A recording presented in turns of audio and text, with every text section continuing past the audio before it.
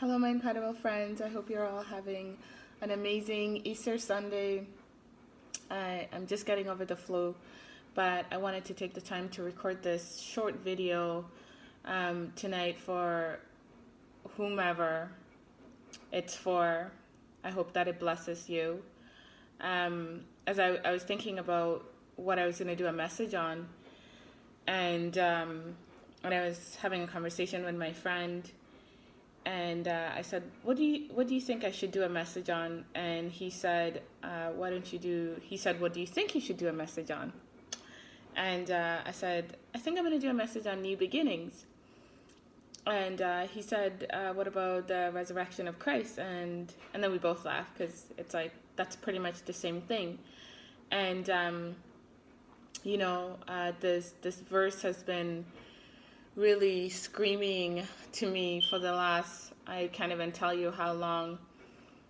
And I have my Bible in front of me, but I'm not going to find out where it's marked. But the verse is that, the verse goes like this: "The earth is my footstool, and heaven is my throne. Where is the house that thou had built for me? Where is the place for my rest?" And when I got born again, I started seeing that verse a lot.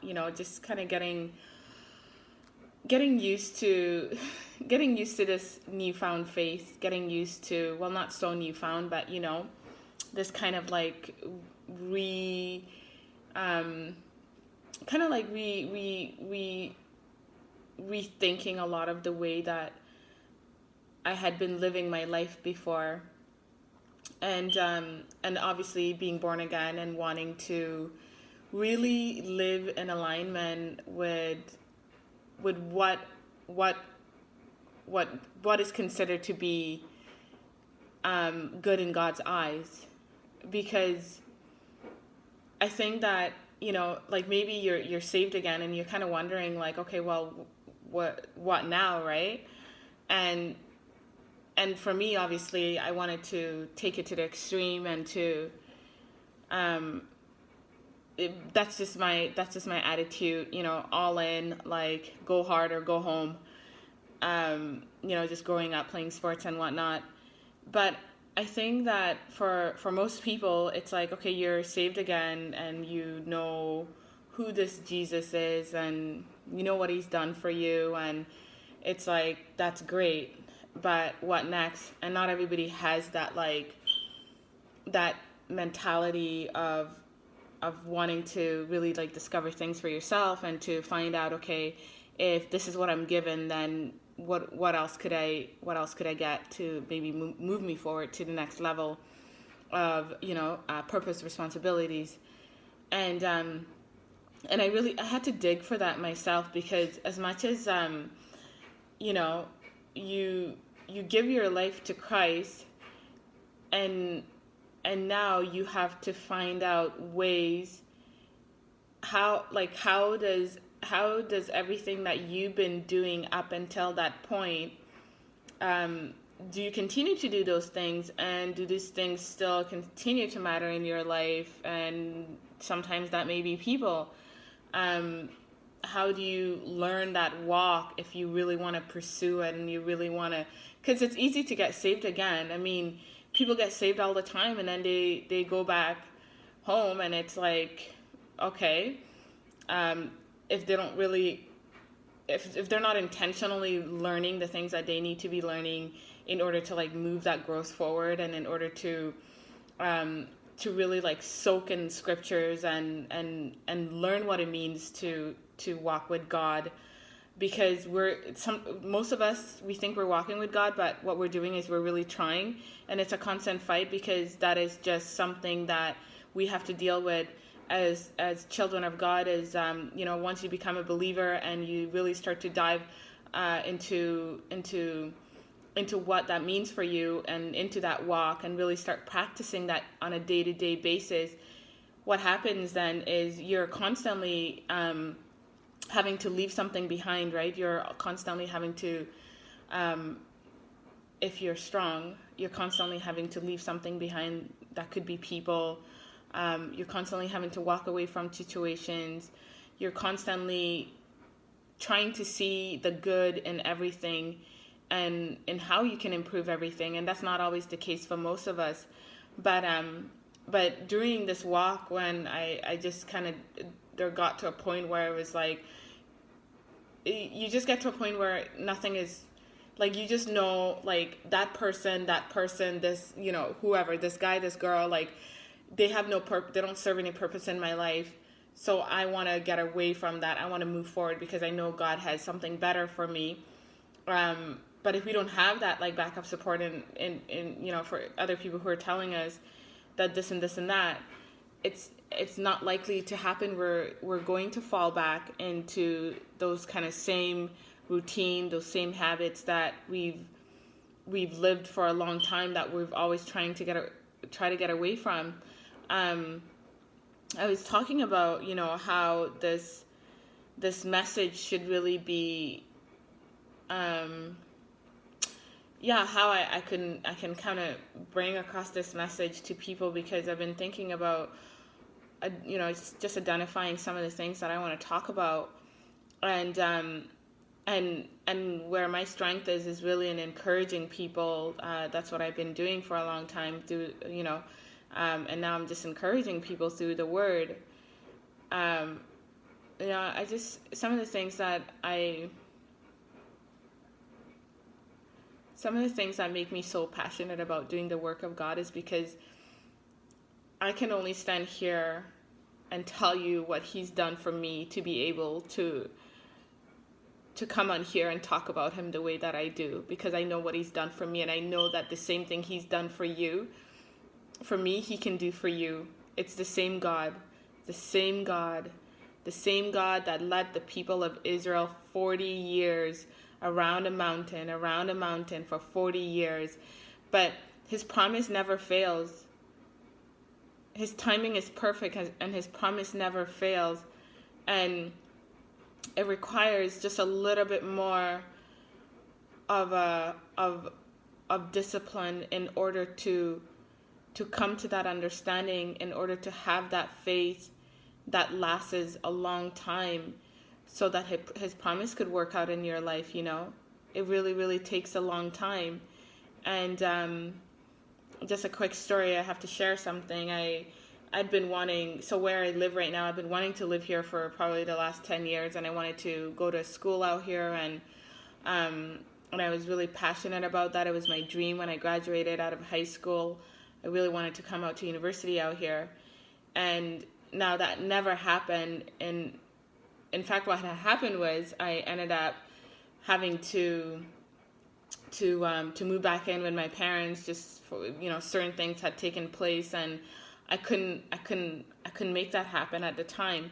And it was always a dream that I kind of tucked away. It was just like, it almost, over the years, it just became one of those things. It's like, oh, maybe one time, maybe one day. But as you grow up, you get older, and your dreams start to fade away, and you start kind of living just day by day, and you start looking for ways to just fulfill your life where you're at, and you stop dreaming big, because now you have all these responsibilities, and you have kids, and you have bills, and you have businesses, and you have other things have taken over your life, where you've almost forgotten your dreams.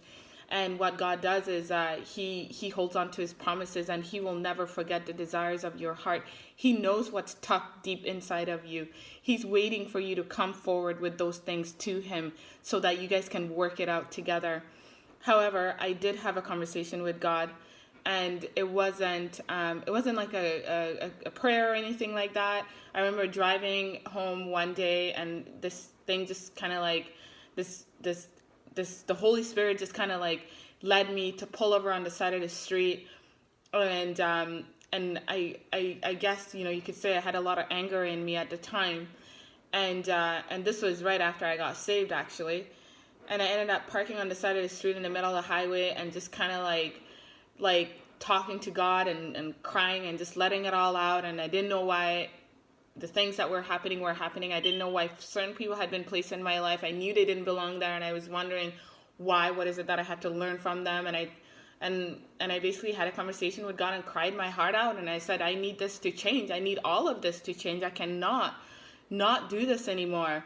Like, if you're the God of Moses, then you show me yourself, and you do exactly exactly as you've done in Moses's life and in Abraham's life and Isaac's life.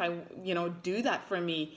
And it was like a serious on conversation. It was crazy. 3 months later, I ended up moving, and I actually kind of came through my son that I ended up moving into this new place, and that's where I'm sitting right now. But my point is, sometimes we just need to get away from the place where we're at in order for life to just really take off for us. We just need to, maybe that's a mindset that we're holding to for so long, and that's just a mindset that we're holding on for so long, and we need to let go of that. Maybe that's a person or people or a group of people that we're holding on for so long that we need to let go, because our destiny will come out when we do let go of some of those people and some of those things. And sometimes it's hard to tell who's no good for you. I have some people that I associate with that are, their dreams are their friends' dreams. If it wasn't because of the people that they had in their life that could motivate them, or if their friends are not doing anything, they're not doing anything. It's always a we, it's always like, we're doing this, but they're never really able to stand on their own 2 feet and do things on their own and go out and discover things on their own, because they're always so dependent on someone else's action in order for them to feel like they're a part of something, or in order for them to be like somebody or to be someone. They just need to feel like they need someone else to step in there and do that first, and then they could say, yeah, we did it. But there's so much freedom. There is so much freedom in standing on your own 2 feet and letting God work in your life and not following the crowd. When I came out here and I started getting into some deep prayers, because I had no clue how I was going to do it. I'm a single mom with a kid in private school, like, no job. I did not know how I was going to do it. So the first thing I got when I got into my new place, the first thing I did was I pulled out my Bible because I think that eventually if you're lost and you can't find your ways, you can find your ways. If all is lost, if you've been living your life for too long, however, not in directions that that is not aligned with the purpose of your life, if you've been living your life for too long in the darkness, there comes a time where there's always something, there's a hint somewhere in your childhood or in your years growing up or in your family that you can always tap into, and that will tell you. For me, it was my faith, because I grew up in a home where that was always talked about, and I knew that's where something bigger was. I knew it wasn't within myself. I knew it wasn't within my family, but I knew it was something bigger. It was with Jesus. It was with it was with the power that I thought I knew, but I didn't know anything about it. But so I said, okay, well, I'm going to go back to my roots. You go back to your roots. You go back to what your mom always taught you, and that's where you can find your new beginning, is going back to your roots. If you've lost it all, there's a saying, it says that I climbed a mountain and I turned around. It's like you've been chasing the same thing for so long. It's time to turn it around and time to go back to your roots and remember what being still feels like. Remember what not knowing felt like. Remember what not having to do anything and to just be still in the moment and say, God, I'm going to let you work this one out, because I don't even know. I'm going to give this one to you. This one needs you. And I remember I'm reading that verse over and over and over and over every time I open the Bible. When you do that thing, you're like, okay, God, give me a word. Just open up the Bible and you get your word. And I remember getting that word for such a long time. And I didn't know what it meant. And I prayed about what it meant. And I prayed and prayed and prayed about what it meant. And all of a sudden it came to me. A childhood dream that I've had for so long came back to me. And that's what he was talking about. The earth is my footstool and heaven is my throne. Where is the place that thou had built for my rest? Where is the place for God to rest in your heart? Are you so worried every day that you didn't leave room for him? Are you so lost, running around, trying to find love in men and people, that you forgot that the only true love that you can ever experience is with Jesus? Did you forget that? I think most of us have. I think we've all fallen short of any room that we can possibly leave for him to do his magic, to work miracles in our lives. We worried about how much we don't have, and so I gave it up. And I built an altar for him. I built an altar for him, and I said, this is not enough, but this is for now. You can rest here for now. And I made room in my heart for him. And I made time to be in the Word, time to meditate on the Word, time to worship, time to just think about the possibilities of what if what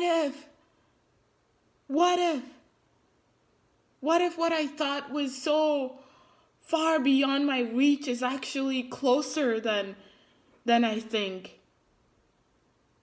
What if all the answer is with him? What if he knows exactly what he's doing and you don't ever have to worry? You don't ever have to worry. And I feel like that's what surrender is. So my new beginning, I hope it is for you too, is to just, all my faith is with Jesus. All my faith is with Jesus. All my sins are gone. Just give it all to him. Just give it all to him. Love you guys.